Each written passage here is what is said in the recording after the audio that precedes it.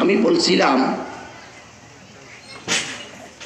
এই নির্যাতিত মানুষের অধিকার প্রতিষ্ঠার জন্য বাংলাদেশ জামায়াত ইসলামী কাজ করে যাচ্ছে। আর এই সমাজে নির্যাতিত মানুষের, নিপীড়িত মানুষের সমগ্র ধর্ম বর্ণ নির্বিশেষে সমাজে একটা সুশৃঙ্খল সুন্দর সমাজ প্রতিষ্ঠিত হবে ইনশাআল্লাহ। আর সেজন্য আমাদের সবাইকে সংঘবদ্ধভাবে আমাদেরকে শক্তভাবে নিশ্চিত সিদ্ধান্ত নিয়ে এই কাজগুলো আঞ্জাম দিতে হবে।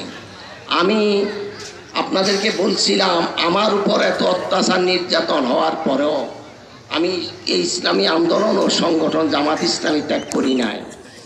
আমি জানি আমি জামাত ইসলামী কোনো মানুষের কোনো নেতাদের জন্য আমি এই সংগঠনে সংগঠিত হয় নাই। আমি জানি আমার জামাত ইসলামীর নেতৃবৃন্দ মহান আল্লাহ রব্বুল আলামিনের সন্তুষ্টির জন্য এই সংগঠন করেছে। যদি এই সংগঠনের জন্য আর এই আন্দোলন ও সংগঠন আল্লাহ রাস্তায় কাজ না করতো তাহলে তারা শত জুলুম নির্যাতনের পরেও তারা মাথা নত না করে ফাঁসির মঞ্চে আল্লাহর রাজামন্দি হাসিলের জন্য আল্লাহর নির্দেশ মতো ফাঁসির মঞ্চে চলে গেছে, মাথা নত করে নাই।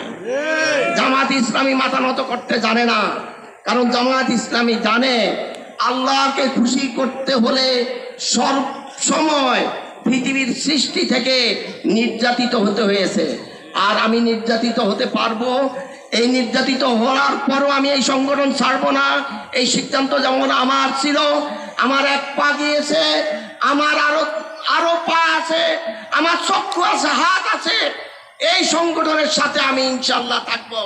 আল্লাহ রাব্বুল আলামিন আমাকে পুরস্কৃত করবে। আপনাদেরকে বলছিলাম দুইটি নিবেদন আমার। একটি নিবেদন হলো আপনারা নিজেদেরকে চারিত্রিকভাবে আপনার পরিবারকে যোগ্যতা দক্ষতা দিয়ে সুপ্রতিষ্ঠিত করবেন, ইসলামের আলোকে আপনার পরিবারকে গঠন করবেন। আর দ্বিতীয়টি হলো আপনারা এখানে যারা উপস্থিত আছেন, আমার বিশেষভাবে নিবেদন আগামী 3 মাস থেকে 6 মাসের মধ্যে প্রত্যেকে অন্তত পক্ষে ইসলামী দাওয়াতি কাজ হিসাবে নিজে একটা কঠিন সিদ্ধান্ত নেবেন।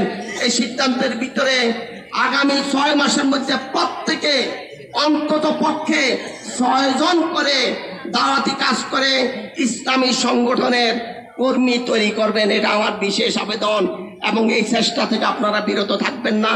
আল্লাহ রাব্বুল আলামিন আমাদের এই 3 নম্বর ইউনিয়নকে একটা ইসলামী সমাজ উপহার দেওয়ার জন্য আল্লাহ আমাদেরকে কাজ করার সেই তৌফিক দান করুক। আমিন ওয়া মা আলাইনা ইল্লাল বালাগ।